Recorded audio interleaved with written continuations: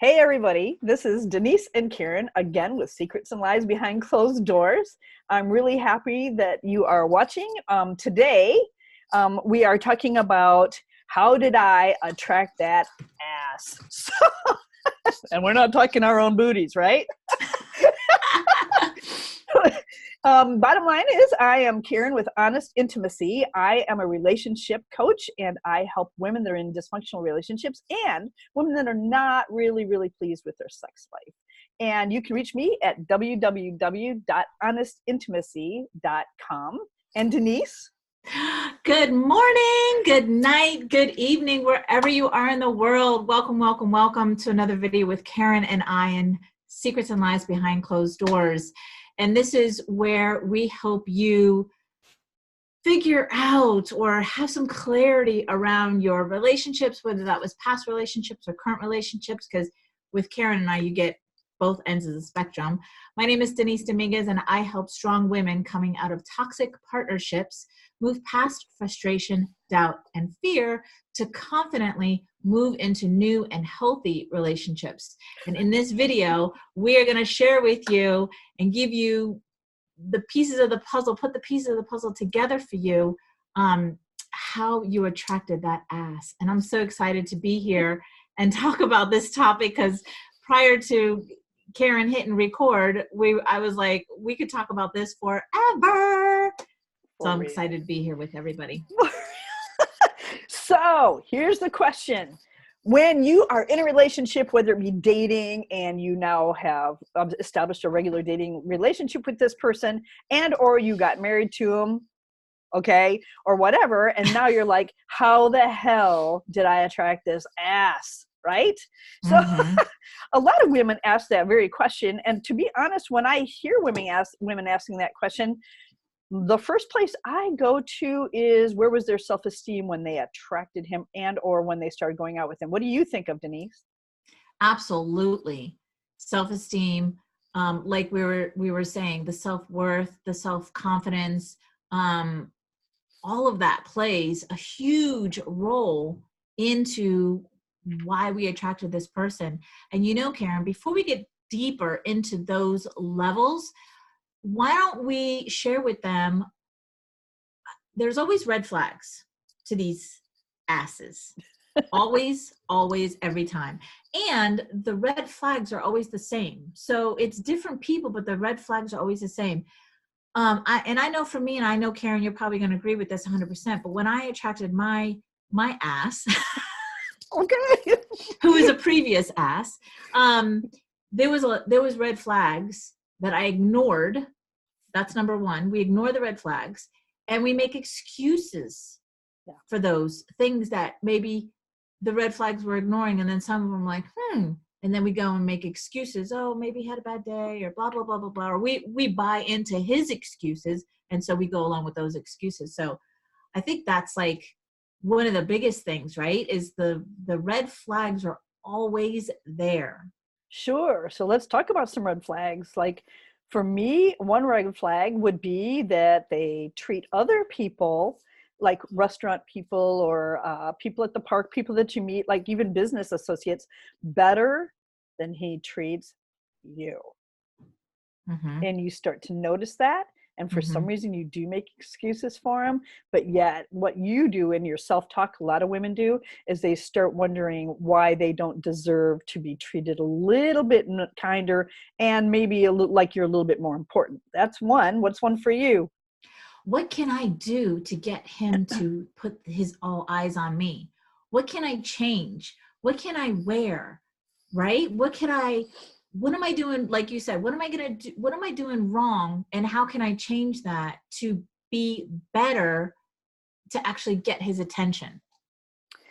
Another one is, I love this. Another one is, maybe if I give him sex soon enough, he's going to go ahead and be really attracted and attached to me because we're great in bed. That's a good one. You could dive into that one. What kind of sex can I give him? Like, what is he asking for? What do I know he wants? Or what should I wear to the bedroom that I know will turn him on and all eyes will be on me. He'll be drooling over me instead of maybe, like you said, at the flirting with the waitress. I know I had that experience where I was like, you just flirted with the waitress. No, I didn't. Yes, you did. I saw you flirt with the waitress, And so we always go into ourselves and do the whole, blame ourselves. What can I do better? What am I doing wrong? What can I change about me so that he changes?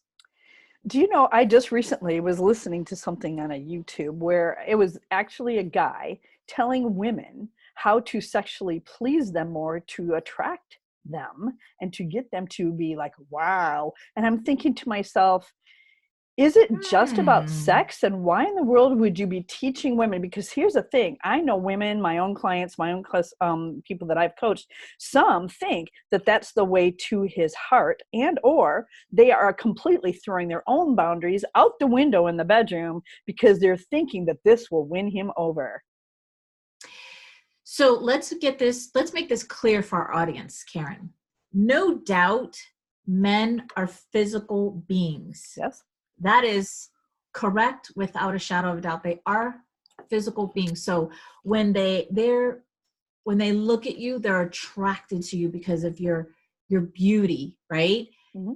And yes, they're physical beings also with sex. Mm-hmm. However, that doesn't mean that you have to lower your standards and do things to please somebody else that make you feel like crap. Because let's face it, when you're doing something completely 100% for somebody else, you're not doing it for yourself at all. It feels icky. It feels, this is wrong. It feels weird. And if he loves you, if he really, really loves you, he wouldn't even ask that of you. He wouldn't ask you to do those things. Yeah, it's great. I watch it on the porno and like, she's so freaking awesome, but let's get real here. Like if he loves you, he won't ask you those things. Yeah. And I've actually had situations where I've had clients where the husband said, if you don't do that for me, I will find somebody else that will. Rather than, yeah, bye-bye. Yeah. Rather than just saying, I understand that you have issues from that. Maybe it's your childhood or whatever. And so I would never have you do something that you're not comfortable with. That'd be the ding, ding, ding answer. Okay, great. So let's separate those two women, because you just named two different women. So one woman who has strong boundaries in her relationships would say something like that, right? And in fact, if we go even deeper into that, Karen, she wouldn't even attract somebody like this because, like we said, her self-esteem and her self-worth going into the relationship is so high that she wouldn't attract somebody like this. There's two different levels here, right? And then there's the other woman where she has the lower self-esteem. No shame, no blame on anybody. Karen and I were there too, so there's no judgment. We lived here. it. We get it. We freaking get it. But she has lower self-esteem, lower self-worth, and so her whole world is people-pleasing. So it's not just the husband. She's a people pleaser outside of the house too, with her parents and her siblings and her coworkers and her friends. And she's just always giving to everybody else because she wants to feel needed and loved. Right? So there's these two different women. One has like the higher standards and one, honestly, she doesn't know any better because I was never taught that. You think you're being nice, you think you're being giving, like as in you're over giving actually in the end, but and a lot of women do think, well, isn't my job to please my man? Because you hear that, and there are some people that definitely believe that that's, yes, you're supposed to please, but you're supposed to be pleasing each other in the relationship. And it's just not one way. So absolutely. But yeah, separating those two women, the other one obviously knows what she needs, right? Yeah. And she respects herself. So one thing that I learned through my journey of being married for 22 years in a toxic relationship and then coming out of that relationship, there was so much, I call it like residue. There was so much residue leaving that relationship. Like, yeah, I stood up for myself. And yeah, I had this boundary that I was like, no more. And I did that. But there was all this residue coming out of the relationship that I went through 2 years of completely still but in a different way, not respecting myself, mind, body, and soul. So for 2 years, I was numbing myself with alcohol and men.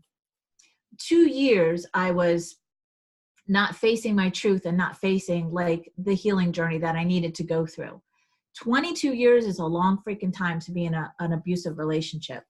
And, you know, and that's why I say, like, I get it, because I came out of that relationship, and therapy, counseling, coaching, that never even crossed my mind, not one time.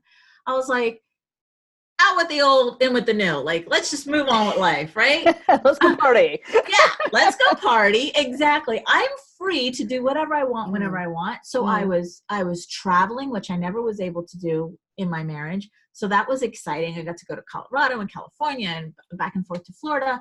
I was meeting different people. I was able to go here and there. I didn't have to ask anybody. The control piece was out. But what I was doing is I was literally self-destructing by numbing myself every weekend. Like I said, with alcohol and men, I was giving my body away. I was giving myself away. I was numbing myself and not dealing with what had happened in the past. And it was just a cycle, right?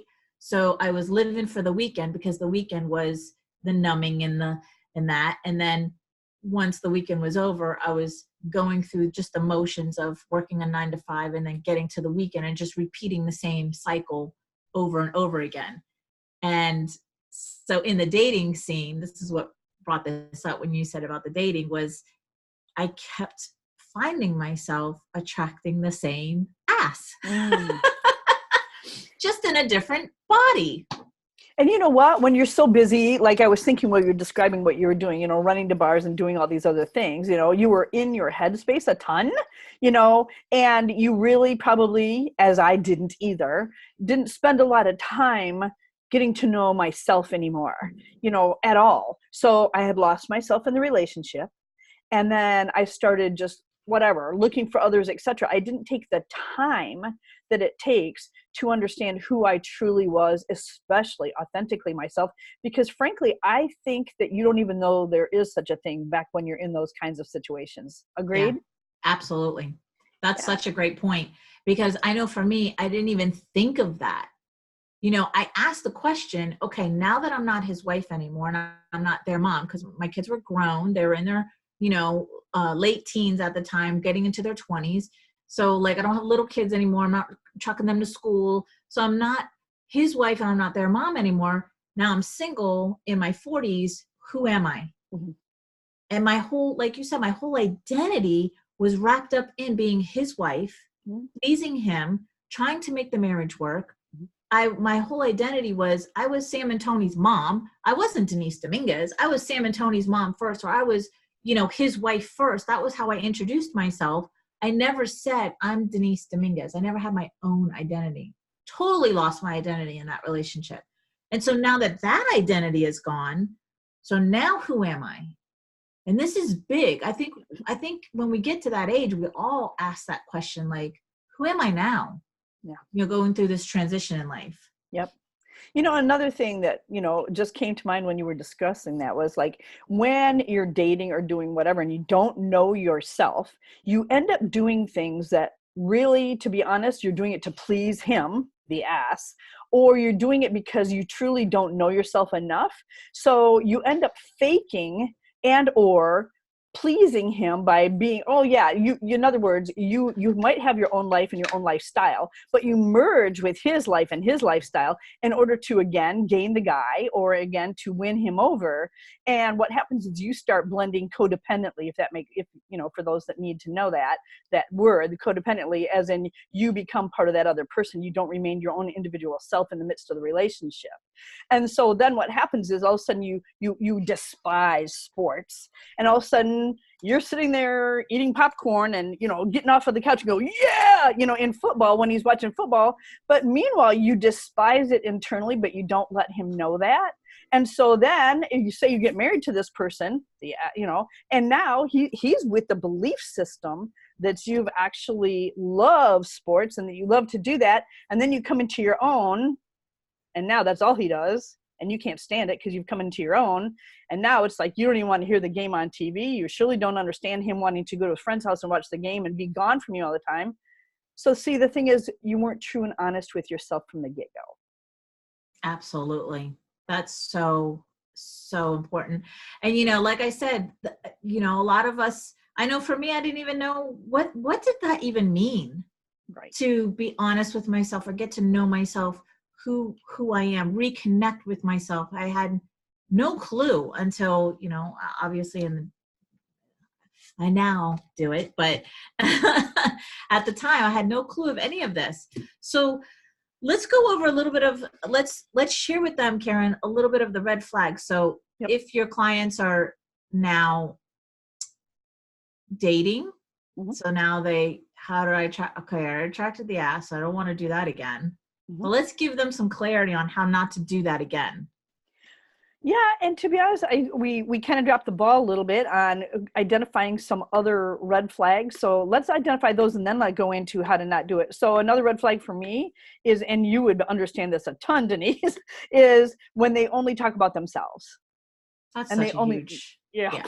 So there's that, because they're really not interested in you. They're too busy being interested in just themselves. So that will definitely attract an ass. So watch for that red flag. What's another red flag for you? Well, if we're talking about the beginning of a possible relationship, I always share with everybody, they always come off as this charming and charismatic person, right? Like you said, they're very kind and charming to the restaurant staff or whoever, right? So, an ass is not going to show up as an ass. No. He's going to have many, many masks on him. And it's not until you're deep into the relationship that you realize, unless you identify the red flags early on, that he is an ass. So one of the biggest one is he's very charismatic and charming in the beginning, right? And this one is harder for women to spot because all eyes are on you. He's so into you, right? He talks about you. He wants to hear about your day. So like you said, Karen, yeah, it is all about him, but not in the beginning. In the beginning, and this is where the subtle ways happen, and we suddenly go, that's not even the person that I fell in love with, right? True. He's conquering. He's winning you over. He's doing the maneuvers in order to get you to a place where now you want and need to have him. And he knows that's what you want. He knows you want to have that attention and all eyes on me and drooling over me and asking about my day and just being like so lovey-dovey and everything, because i.e. that's the reason why we're dating, right? Because we want to get into a relationship with somebody who is like so amazing. And so they strategically do this because they know that's what you want. They've got a game.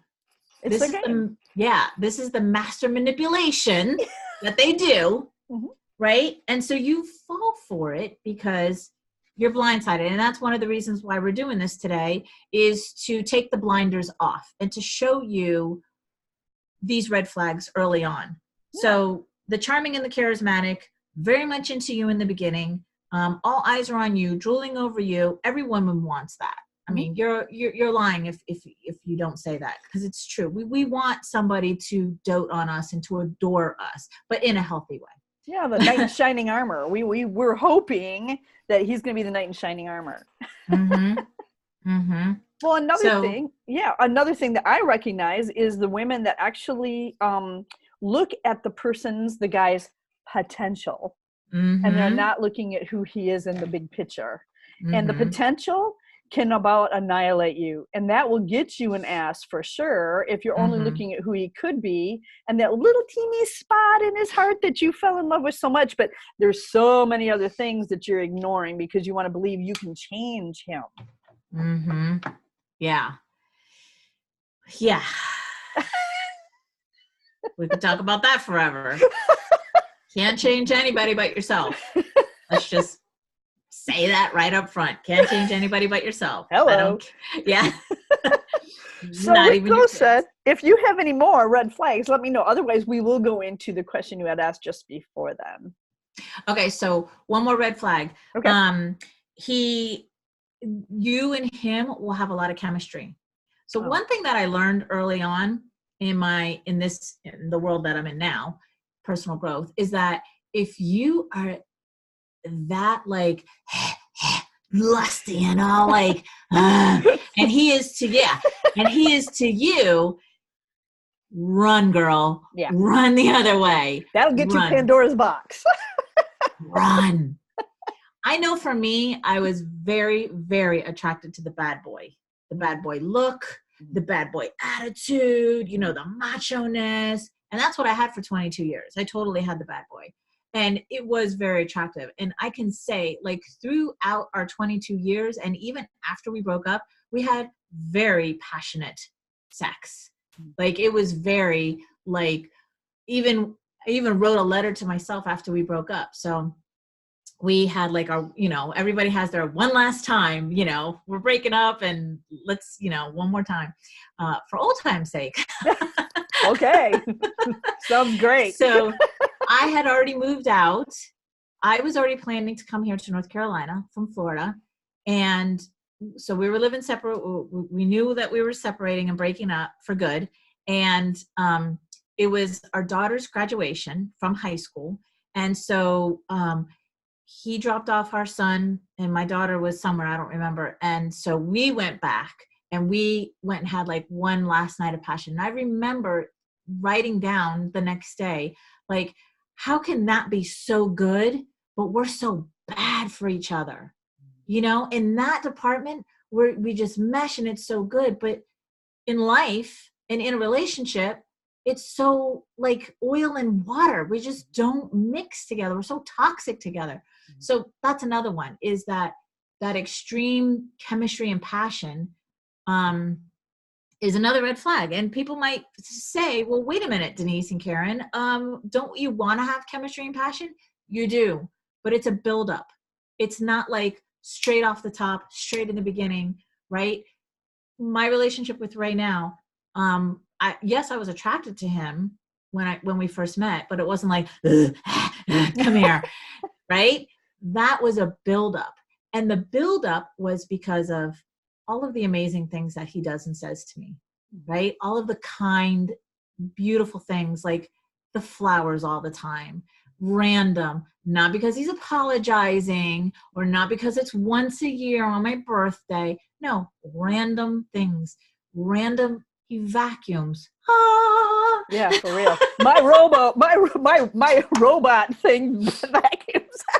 But you know what? For clarity, when she talks about Ray, that's her fiance, just for clarity. Oh, yeah. For those that don't know her other side. Yeah, so that's why she was speaking of, that's not her ex, that is her fiance, who is really doing kind things. And yeah, I agree with you. It's just random acts of kindness. There's the words, just because. Yeah. It's lovely. It's beautiful. And you know what? I have another red flag, and that is, if on your list of what you can accept and what you won't accept in a relationship, hopefully you have one, or at least you know of one. The other thing that I know is, for me personally, I couldn't be with an addictive natured person because that had been my past experience and it really caused me a lot of harm. And so therefore I knew in my list to not. And so, antenna should be up if that is on your list. Antenna should be up that that's something you can't live with. Know your list. I can't say that enough. Know what you cannot have, your veto issues, and know what you can, what you're looking for. And hopefully they check off most of what you're looking for. Some of them you could maybe say, you know what, I'm looking for it, but that's okay. That is not a major deal breaker for me, but know your veto deal breaker list. Yeah, that's really good. And that ties back to the boundaries, right? Because, I know going into my relationship, with my ex, my boundaries were like deal breakers, you could say, was if he ever cheated on me, that would be a deal breaker. And if he ever laid a hand on me, that would be a deal breaker. Yeah. 2 measly things that I had on my list. Whoop-de-doo. Well, at least they were good. Yeah, but guess what? Both happened. Ah. And both I put up with. Mm-hmm. And it happens because Because then you my got boundaries kids. were weak. Yeah. And you got Right. kids and you justify it in finances or whatever the reason is, Yep. right? Which leads us to yet Exactly. another red flag, by the way. If you are the woman and you're dating in a dating scene or whatever the case may be, if he never has any money, if you're ending up paying for everything, just saying,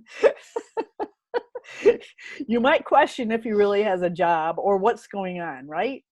But yet some women want to rescue and save. So just have your antenna up for that. Don't rescue and save. Look at the whole picture. You just reminded me. Thank you for that, because I made that face because my father always taught me. That was one thing that I did. That was one thing I did have. Woo-hoo. My dad always taught me. He was like, Denise, when you go on a date, now we're talking about the 80s, okay? He said, when you go on a date, the only money that you have on you is a quarter for a phone call to a payphone. You do not pay for anything. You do not pay for dinner, tickets, nothing. You don't pay for anything. So that was embedded in my head. And so, not to say that I didn't do that as a teenager, because I did. But when I was with my ex, I didn't pay for anything, which also led to codependency. But that's a whole nother thing. But my point to that is, there is this documentary on Netflix called Dirty John. Have you heard of it? No. Okay. Watch it. So, yes. So, Watch yourself. Very much so. Yes. This is for our audience too.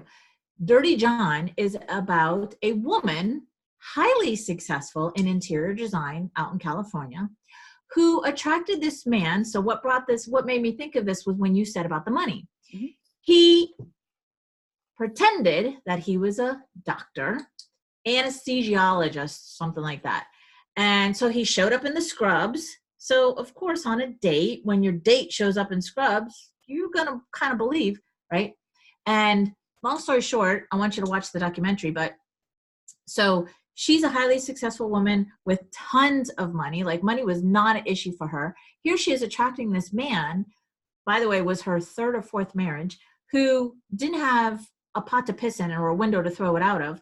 But he kept manipulating her, tricking her that he did. So, for example, when they went out on dates, like he had some excuse, and she, because in the beginning there was the chemistry and there was the passion and there was all of that. Plus, she was at a place where she just yearned to have a relationship with somebody so much that she was falling for this. And then when it came to buying a townhouse together, he said, well, because, they have all these lies built up in their head that they're going to tell you that are believable. Mm-hmm. Poor me, my ex-wife takes all my money for the child support and the alimony. So I wish I could buy this house for you, but if it wasn't for my mean, nasty ex-wife, that's another red flag, is talking very bad about the ex. Agreed. And all their exes are crazy. That's another red flag. Yeah, there's two sides. If it wasn't for my nasty, mean ex, it takes all my money, I'd be able to buy this townhouse. Oh, okay, no problem. I'll buy it. And she bought it. So Dirty John is such a great documentary. It's really true. It's a one season series or whatever you want to call it. But it also shows you in that series how not only a narcissist is created, but he was a psychopath. Mm-hmm. He was a full-fledged psychopath, but it shows you when he's younger, how the way he was treated, how that's created. Mm-hmm. So narcissists the same way. There's all these different levels of, but he was way at the top with psychopath. Those are the ones that kill, if you don't know. Narcissists, there's various levels to narcissism. But generally they're just, all these signs are there. They just carry up over into the next, sociopath, psychopath. Anyway, it's a great documentary and it really shows you a lot. So yeah, there's women out there that will pay for everything because their self-esteem is so low and they're so desperate to have a relationship with somebody. Or B, like in this documentary, she was she bought into his make-believe stories of the ex-wife, blah, blah, blah, blah. There's so many scenarios to why a woman would do that, but that's definitely a really huge red flag. Yeah, and you were making me think just then that it's like you created this thought in my, it's like there is women that will overlook, say he says that he's going to take you out on a date on Tuesday evening for dinner, and you didn't hear from him, and then Tuesday comes and goes and he didn't show up. There are people that will make promises, they overpromise and underdeliver, and you can't fall into that, because then what happens is, again, like we had said at the beginning, you start making a lot of excuses for them. And the truth is, you are worth more than that. If you're not worth them saying once in a while, I can handle once in a while, it's like, you know what, I got caught up in work, I'm so sorry, I'll make this up to you tomorrow. That's one thing. But if they repeatedly do these kinds of behaviors, then you're not a priority. And literally, once you know that you are not important / a priority, when you're dating and you're still in that dating scene, well, then probably you need to be more busy than you currently are. And oops, I'm sorry, I can't go out with you Tuesday. I'm busy. That's great. Actually, Karen, what you just said. I.e., I would say to the audience, pay attention to the cycles and the patterns. Yeah. Because what you just said is a cycle, it's a pattern. You keep seeing the same thing happening over and over again. Stop making excuses for that person or buying into their excuses of why they can't, whatever it is, buy dinner or whatever it is. Pay attention. I think that's the biggest thing, really, is that we don't pay attention. We really don't pay attention. Or you're not aware. You don't know how to pay attention. Or again, you're making excuses. And for those women that are online dating, if you guys find out and realize that you really do want to have and explore this relationship, and it's now become that you're supposed to not be dating anybody else, you've gotten to that level.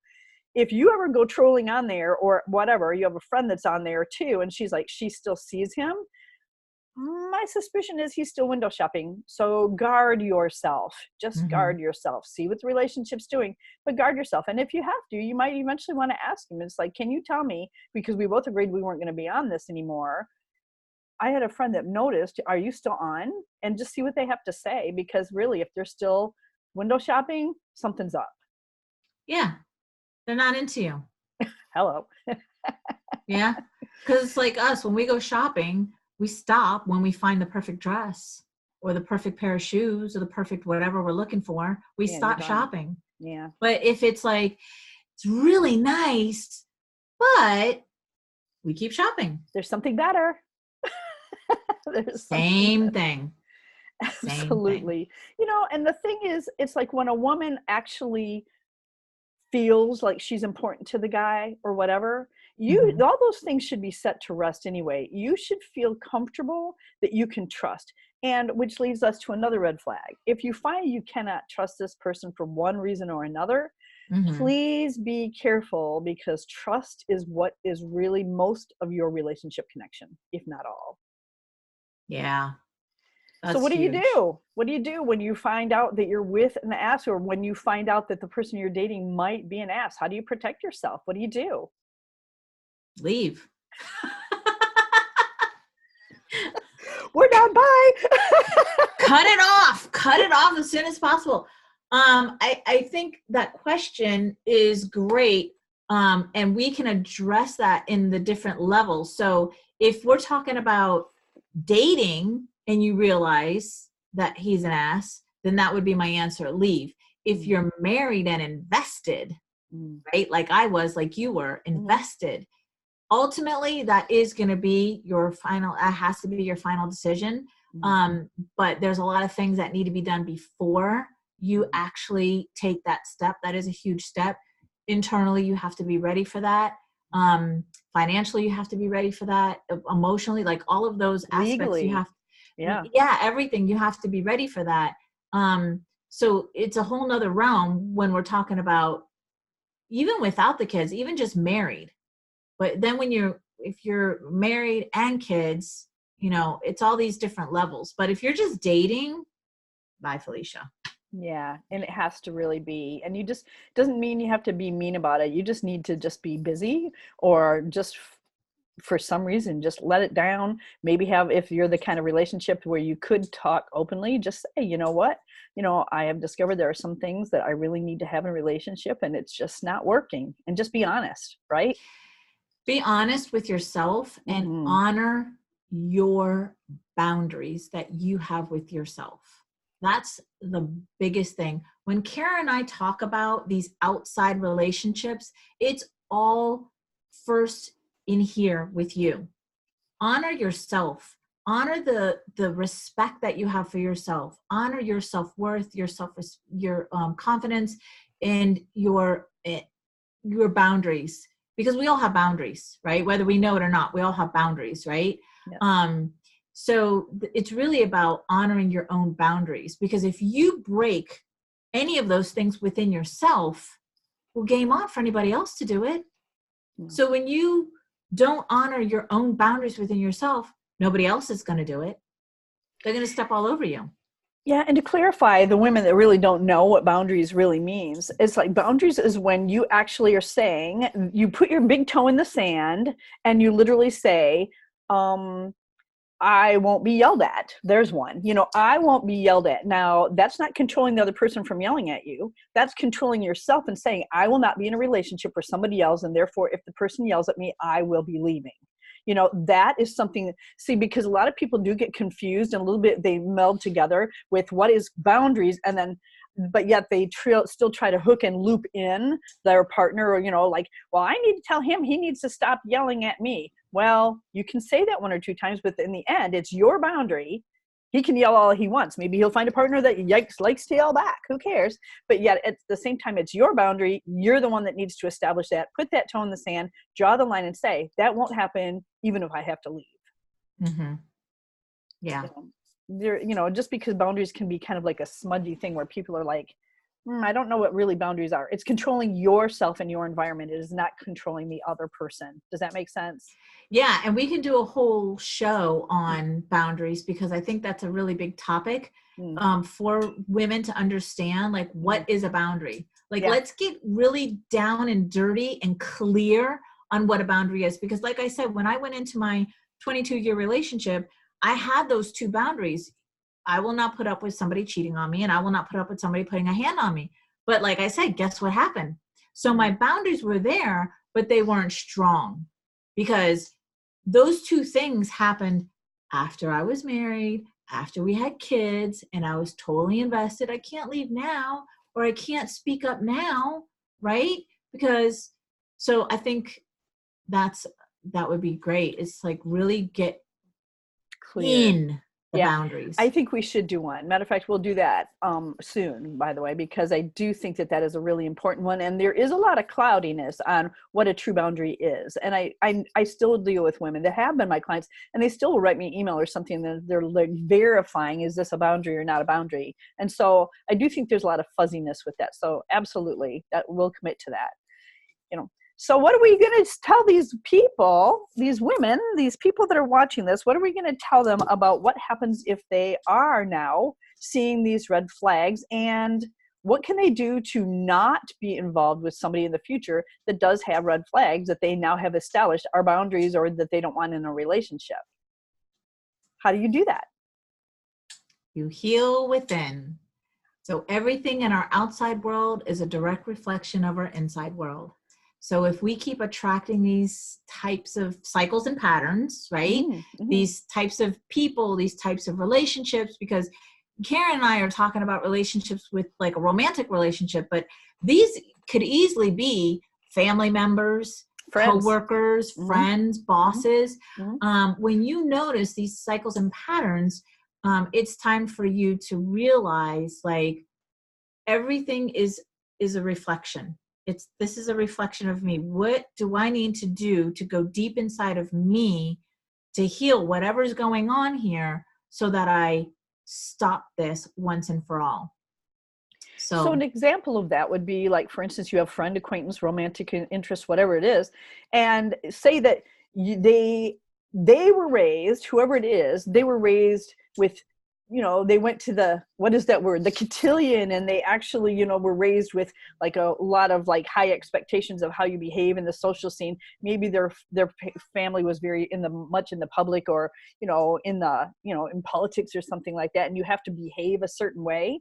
If that person is constantly telling you what to do, or making you feel like you're lesser than, or kind of criticizing you because you don't know how to have those behaviors that are so much, more elite or whatever, that's going to give you a signal internally that you're not enough. And you're going to continuously repeat you're not enough, to the point where you go and hide yourself under a bridge because you feel like you're not enough to anybody. Does that make sense? Yeah. And so absolutely. you just need to know that you're enough, and either you'll learn these things because this person truly has your good interest at heart, and you really want to learn some of these actions and behaviors and these etiquette things, or you need to know, what, I don't want that environment in my future. I really don't care to ever be in that environment. That environment makes me feel like I'm not enough, even though I'm trying to learn. And you know what, I just don't need that around me. Stop putting yourself under your own thumb, for lack of better words, right? Yeah. Yeah. And so that feeling of not enough, I just want to say to the audience, is that I am not enough is literally a disease that we all carry. We all carry I am not enough. It's an epidemic. So it's something that we all need to work on. Maybe you feel like I am enough in the corporate setting. So maybe you're a CEO and you're like killing it in the corporate world, your career, your business, or whatever. And you feel like I am so enough. Like here's my results, right? But then in relationships, you lack that I am enough, right? So, and this would be why you're attracting these types of people.